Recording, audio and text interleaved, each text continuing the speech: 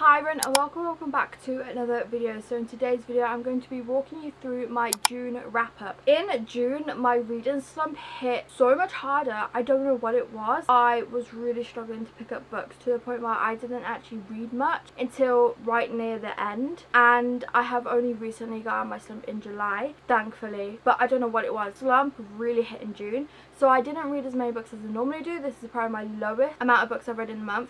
It doesn't matter how much you read in a month, and I know this, but as someone who normally reads like 30 books in a month, this is like completely different. And unfortunately I do feel like I have, because I was in a reading slump, when I was reading I wasn't really like taking in loads of information, so I feel like I don't really remember much about the books that I did read. I have been putting off filming this because I feel like I'm going to find it really difficult to like talk about my thoughts and walk you through what I read in June, but I'm going to give it my best shot. I'm going to do my best, and if I can't tell you much about the books, that is okay, because I like to have these videos on my channel so I can look back at what I read every month anyway. I'm going to stop rambling and let's get into it. Okay, so the first book that I read, I seem to remember reading in June, was Goalie. This one I actually really enjoyed.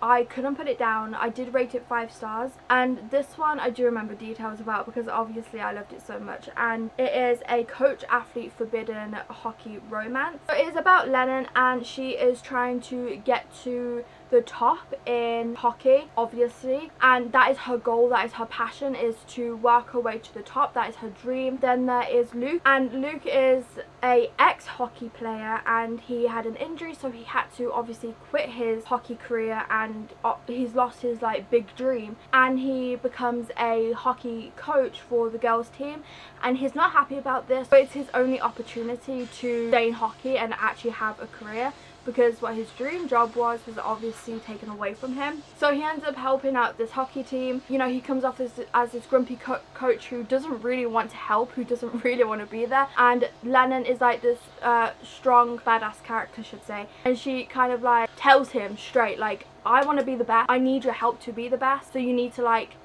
kick it in gear and help me. And he kind of liked that and saw her potential with her doing that, so he decided to help her by giving her like extra training and to help her hit this dream. That is like the main plot, but obviously there's like more to it. Sparks fly, you know, all that stuff, and I just really enjoyed this one. Like I said, couldn't put it down. Highly recommend if you are looking for another hockey romance, coach athlete, all that stuff. It was so good. Then I read Cubs and Campfires, and I rated this one 3 stars. This was one that was recommended to me, and I did enjoy it. I liked it. It was a cozy romance. It was an enjoyable read, and it is about Luca, who is struggling journalism graduate, and he is trying to write this paper, I think it's called, but he is writing about romance, if I remember correctly. He has to become celibate for the whole summer to get this paper right, because obviously of it being an experiment.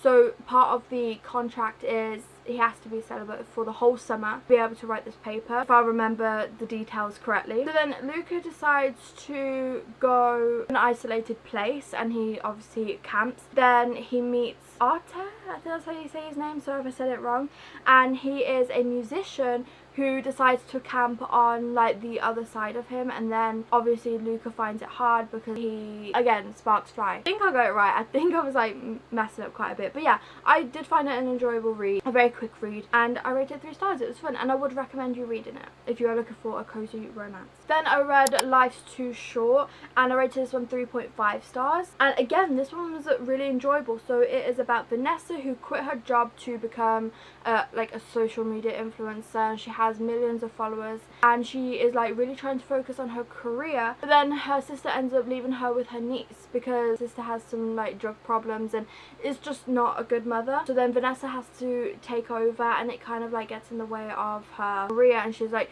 struggling because obviously she wasn't expecting to have to look after a child. But that is when she meets her neighbor Adrian, who offers to help her one night when he can hear that she is struggling. Because she wants to focus on her career and focus on bringing up her niece, she has kind of like sworn off love for now because she's got too much to focus on. She promised herself not to catch feelings for Adrian, but obviously that fails, and she ends up catching feelings for Adrian. And again, a little backstory on Adrian is he is obviously her neighbour. He is a lawyer and he ends up having to look after a chihuahua. Then I read The Cinnamon Bun Bookstore and I rated this one 3 stars. Again, another cozy romance. I really enjoyed it. Perfect for fall, you know, autumn time when it's raining outside. You know, it just gives off those vibes. About Hazel, she works in a bookstore, and then there is Noah, who has had a crush on Hazel for a while, and Hazel ends up finding a secret message that turns up in a book, and she decides to, you know, go follow the clues to find out what this message is to mean, and Noah decides to help her with finding out with these clues and finding out what this mystery is. The tropes are opposites attract, small town, forced proximity, and he falls first. Then we have Almond, and I rated this one 3 stars also. I'm not going to talk too much about this one just because it is going to be in a upcoming vlog that you'll see sometime in July, hopefully maybe August latest. So I'm not going to talk too much about it, but all I'm going to say is it was different from what I normally read. I never would have normally picked this up by myself. I'm glad that I did because it was a different experience from what I normally would ever read. But it is about Yunjae, sorry if I said that wrong, who was born with a brain condition that makes it hard for him to feel emotions like fear or anger, and he kind of has like an isolated life, like he doesn't have any friends, and you kind of follow his life with this brain condition and everything that he has to go through and the way he has to live with it. Then we have Take My Hand by Brooke Montgomery. Again, this one 5 stars, no doubt. Absolutely love this book. This is about Macy and Warren, and they fell in love while they were teenagers. They got married and then they ended up growing apart because Macy wanted to follow her dreams and she had to go and do that in the city, whereas Warren was determined to stay in a small town. So their lives and their dreams kind of ended up separating them. Years later, Macy is coming back to the small town for the first time. They're seeing each other for the first time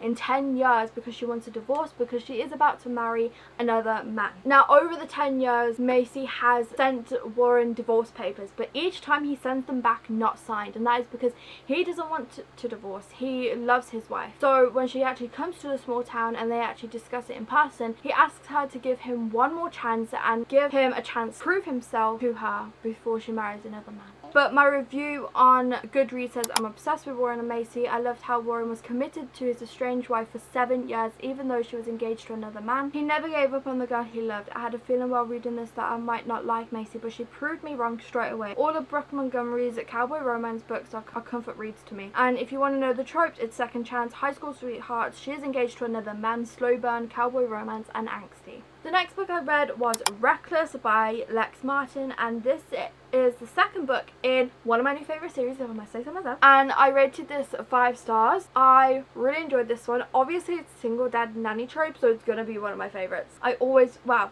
what I've noticed, I always rate single dad nanny tropes 5 stars because obviously it's my favourite trope. It's about Tori, and she has moved to a town to be closer to her pregnant sister to help her out obviously with whatever she needs. She wants to be closer to her sister, and her sister ends up hooking her up with a job because Tori really needs a job while she's obviously living in a small town looking after her sister, and her sister knew a guy that was looking for a nanny to look after his 2 children while he is looking after the farm because he's just got a divorce. He's trying to look after his kids, he's trying to look after a farm that, let's just say, is huge but also a big responsibility, means a lot to him because he rebuilt it from it being his parents. So Tori finally agrees to go for this job interview. He goes there and already they don't get along, but they just start off on the wrong foot. Eventually they start to get along. She gets the job and then, wow, we all know what's going to happen. But she is determined not to fall for her boss because she obviously plans to go back home eventually. But she can't resist her boss. With this book, I just love how quickly Tori like bonds with the children, like straight away, even though she originally like didn't think she was gonna be a good nanny, not really get along with the kids. She was like pretty much a natural. She went straight into it and she like knew what she was doing. Straight away she went to like cooking meals for Ethan and all that, and she didn't even have to. It wasn't part of her job, but that is just how much of a caring person she is. She wanted to make sure everyone was looked after even when she didn't have to. Then I read This Could Be Us by Kennedy Ryan, and my review for this was I love this book so much. I enjoyed watching Soldad find self-love, but I wish there were more romance in it and it focused on it a bit more. I rated this 4.5 stars. I actually really did enjoy this one. So this is about Soledad, I think that's how you say it. I'm so sorry if I'm saying it wrong. And she has her life all planned out, but then of course it doesn't go the way she plans. And the life she built with the man who was supposed to be her forever goes poof in a cloud of betrayal and delusion. But there is no time to pout or sulk or even grieve the life she lost. She's too busy keeping a roof over her daughter's head and food on the table. But then an unlikely man enters the picture, the forbidden one, the one she shouldn't want but can't seem to resist. She's lost it all before and refuses to repeat her mistakes. Can she trust him? Can she trust herself? After all she's lost and found, can she be brave enough to make room for what could be? Then we have The Weight of Blood by Tiffany D. Jackson. I rated this one 4 stars. Again, I'm not going to talk about my thoughts too much for this one, just purely for the fact of it's going to be in a vlog, hopefully coming in July or August. So I don't want to talk about my thoughts too much, but when Springfield residents, at least the ones still alive, are questioned about what happened on prom night, they all have the same explanation: Maddie did it. An outcast at her small town Georgia high school, Madison, Washington, has always been a teasing target for bullies, and she's dealt with it because she has more pressing problems to manage, until the morning a surprise rainstorm reveals her most closely kept secret. Maddie is spiritual. She has been passing for white her entire life at the behest of her fanatical white father, Thomas Washington. After a viral bullying video pulls back the curtains of Springfield High's racist roots, student leaders come up with a plan to host the school's first integrated prom as a show of unity. But some of her classmates aren't done with her just yet, and what they don't know is that Maddie still has another secret, one that will cost them all of their lives. I highly recommend you go and read this one. And then finally, I reread the whole Hunger Games series. Wow.